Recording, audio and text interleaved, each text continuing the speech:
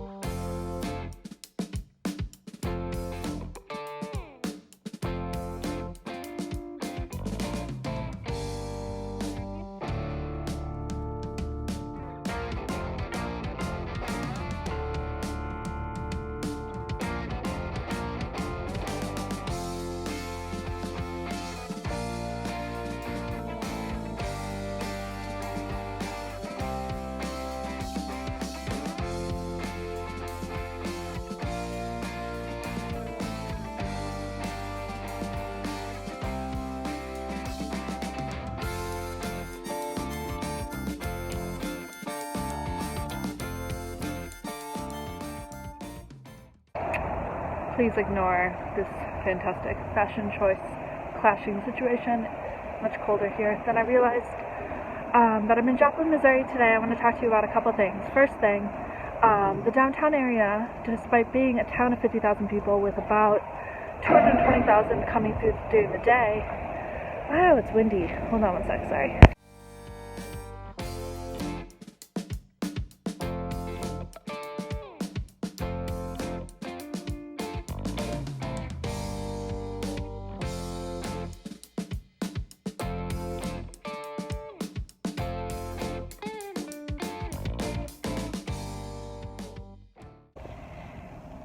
Okay, so I just got in my car. It's too windy to film out there, and I gotta get to my next stop in my touring of Joplin.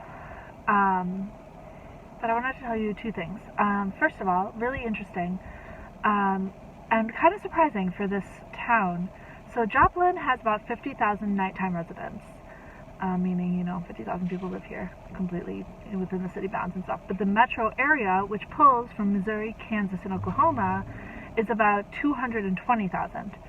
So with that number, which is huge, you're talking about 2 hospitals, over 200 restaurants, all of this commerce, but their downtown area is mostly dead. Like, this historic downtown, this main street, is probably about 2/3 empty, maybe half empty. I didn't count, but it's shocking to me because you would think with this pure amount, as you saw, of people passing through and driving through, well, what I noticed is no one's stopping. And I was talking to a woman about it who works in the city hall, and she was telling me about how essentially they're up against 2 battles, the interstate and the Route 66. There are 2 routes, and all 3 of those things seem to cut off most, if not all, of Main Street, which means a lot of visitors who are passing through don't even know this is here. And then a lot of people who live in this community don't even stop because there's nothing to see. Which begs the question of how do you even begin to fix that problem? Like, is there a way you can solve it? Is it, what they're doing currently is investing a lot in the arts. There's lots of murals, there's lots of artsy, the woman called it artsy-fartsy kind of stuff, boutiques and galleries, etc. There's some specialty kind of restaurant stuff, but is that enough to bring people in and get them to stay? I don't know. That was actually kind of a question to ponder.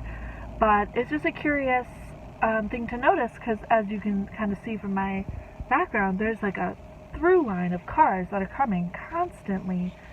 But yet, if you look in front of me, which I'll show you in a second, there's 2 cars parked on the road. It's just interesting. Something to think about, and I don't know if we necessarily talk about it enough.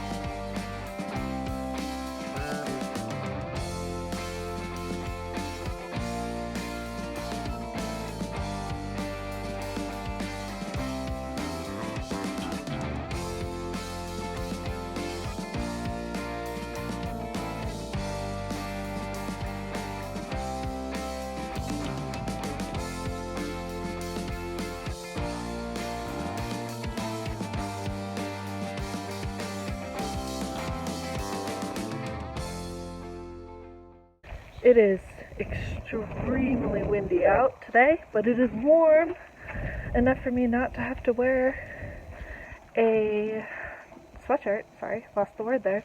And I wanted to show you this cool mural here in Kansas, where people have signed, where they're from and everything. And I will be taking the opportunity to do a little We the Voters advertising.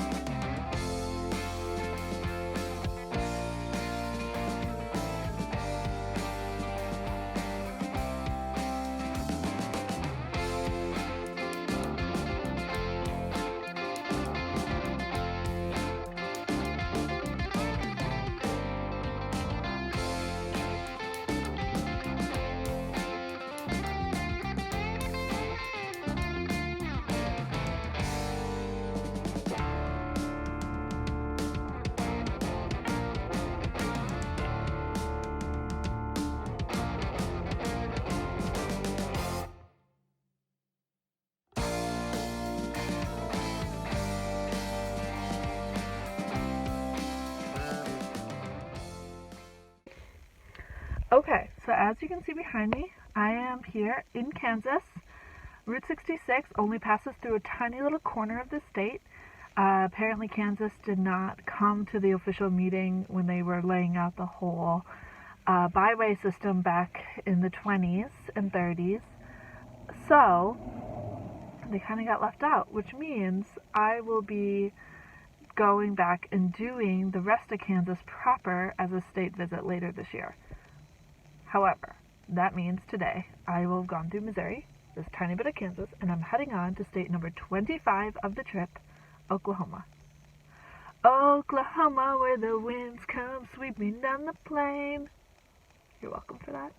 I'll be singing that and all my other Oklahoma-themed songs, probably for the next, week or so while I visit and tour around. So if you have any recommendations beyond Oklahoma the Musical and the phenomenal stylings of Carrie Underwood, hit them in the comments. I need them.